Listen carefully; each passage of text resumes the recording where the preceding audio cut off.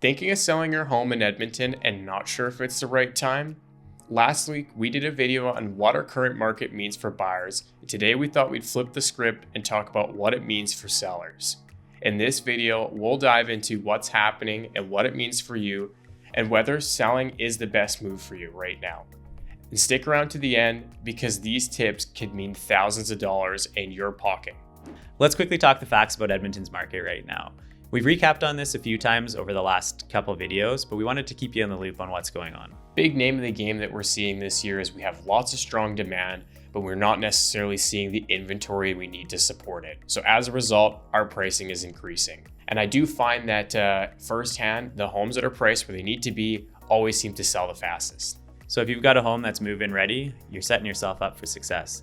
We've broke down what's happening in our current market. Now let's take it a step further and talk about the type of conversations we're having and what they mean for you.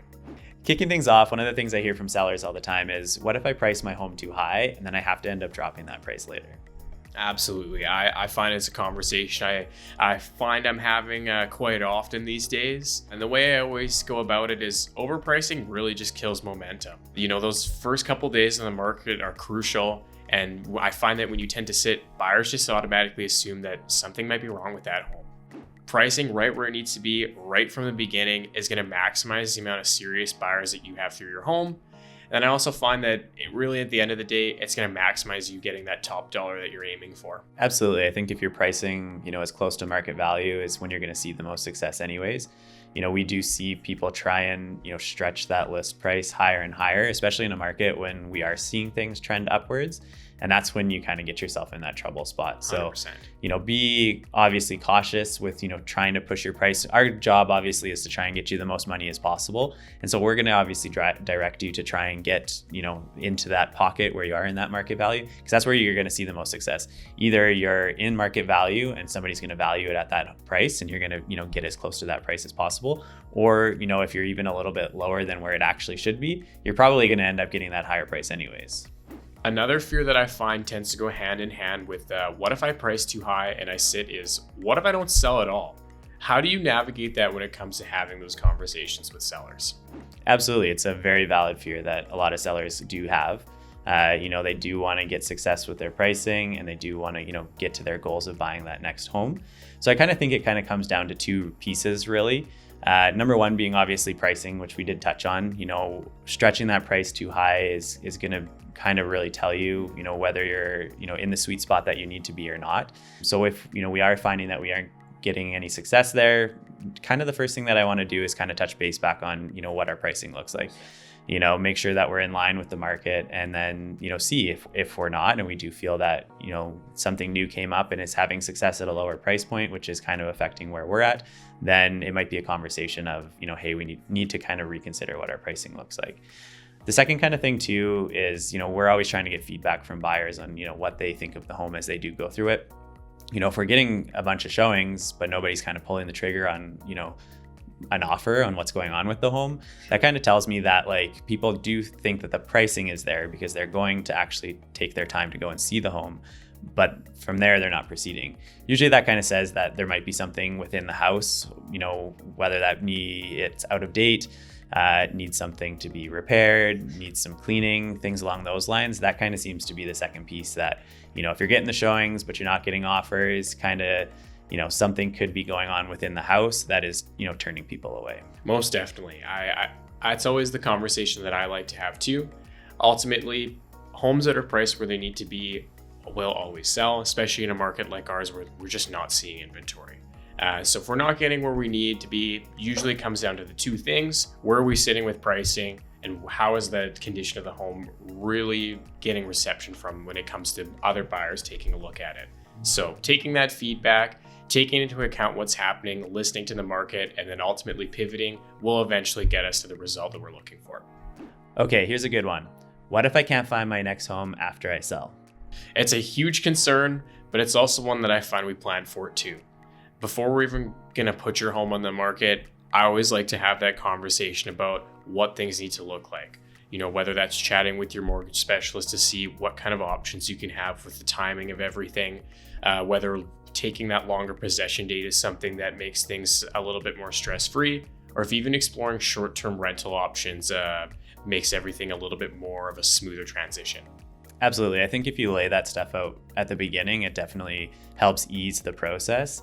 I think people find that buying first is always the easiest option, but I think that there's some concerns there because you got to be prepared that if there is some struggle selling your home, that, hey, look, you're paying 2 mortgages this month, not just one. So, that can add up pretty quickly. So having obviously those keys in place is very important. The other option too, I think, which makes it the easiest, but also adds a little bit extra work is, having maybe a plan for like a short-term place that you can stay, whether that be with family or an Airbnb or a short-term rental. It obviously it can add a little extra work because you have to move to 2 different places in a short period of time. But there's such good options these days for things like those pods that you can rent where you pack all your stuff up and they store them for a little bit and then they drop them off out on the front street, when you're ready to move in. So I think there are really good options out there. And that's why I think having those conversations at the beginning of when we're ready to list a home is kind of the biggest piece, because then, we're prepared with what you're comfortable with and, what's going to work best for your situation, because everybody's situation is obviously different. A conversation I tend to have these days with sellers is they look at last year, they compare the success that people are able to achieve, and then they think to themselves, well, if we list right now, are we going to be too early and leave money out on the table? How do you address that? Oh, 100%. I think that it is cliche, but we say it all the time. Nobody has a crystal ball. You can't time the market.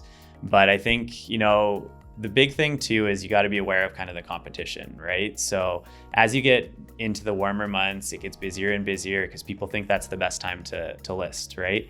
But at that time, yes, there's more buyers out there, but you got to also think that, hey, look, there's also more listings out there. So, you have more competition at the same time. Whereas if you do maybe list a little bit earlier, especially in a year like this where we already know that there's tons of buyers out there, you may kind of beat that market where you're on one of the only properties that are available that match their criteria. And then there's a little bit less competition with other sellers. So all the buyers that are out there are kind of mainly focusing on your property, which again is going to kind of help you, attract the most interest and probably get the highest dollar. Most definitely. That's definitely the way I like going about that conversation too. It's very easy to get caught up in trying to time things perfectly, but no one can really predict what's happening in the future. All we can really look at is what's happening right now. And we're in a market where there's a lot of buyers that are motivated, they're trying to find things, and there's just not options. So if you can cash in on an opportunity like that, it really puts you in the best amount of opportunity to put yourself in the best place possible with the sale of that home. Lastly, one thing I hear from sellers from time to time is, should I renovate my home before I list it? What's your take on that in this market? Not every update is worth it, so not necessarily. Small updates and small little refreshes can enhance the appearance and the overall feel of your home, but taking on big renos and bigger upgrades isn't necessarily going to get you a return. Something you have to factor in is the amount of money that I'm going to put into this home going to reflect in that price we list at? And in a market where timing is everything, is it worth taking a couple more months now to list when I could just maximize my sale right now? Ultimately, us taking a look at it, we'll be able to put together a plan of maybe what things can get taken care of and things we can leave out, so that way we're putting you in the best position possible. Oh, totally. And that's the same conversation that I have with my sellers too. Also, you go and do a bunch of work that, you feel is necessary, and, the next person may not like it. So you got to be a little bit careful too. A fresh coat of paint, even sometimes you might choose a color and somebody might want another color, and then they feel like they have to do it all again. So obviously trying to keep on brand with what the current trends are definitely helps, when it kind of comes to colors and styles and things along those lines. But yeah, you definitely don't want to get going too much, especially in this market when there's so much demand, where you can have that success without doing the renovations usually. 100%. Because the last thing you want to do is dump a bunch of money into something and kind of be at square one at the end of it all. We've chatted about the market and the opportunity that it has to offer for sellers, but I think it's worth diving into if it really makes sense to make that move. What do you think? I think that you honestly really want to be careful. Those high price points, they look very attractive, but you also got to consider what happens after you sell. You got to buy. And honestly, in this market, it can be a little bit of a challenge. So, if you really don't have to sell, you got to kind of look and see if that really makes sense for you.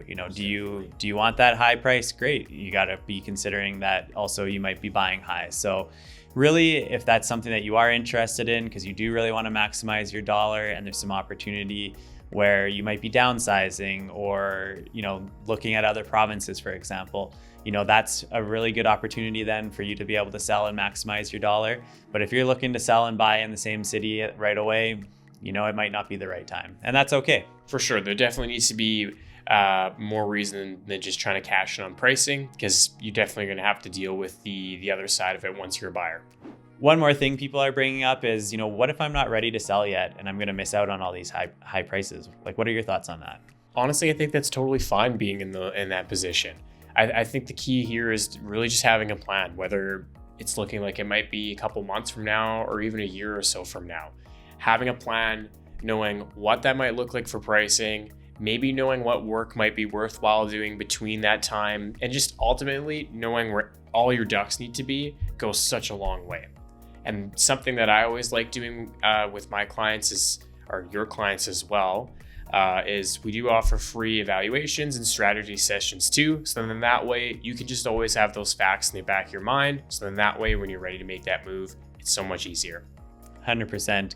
It's easy for us to sit down and help plan out things with our clients. So sitting down with them, whether again you're a year out, is no issue on our end. It honestly helps make our job even a little bit easier. So definitely more information like this will be coming. So if you do feel like this was of value to you, feel free to hit that like button, subscribe, follow along, and we'll keep pumping out more videos. If you do have questions or you are considering to selling, drop it in the comments below and we'll feel free to touch base and see if we can answer up anything that you need.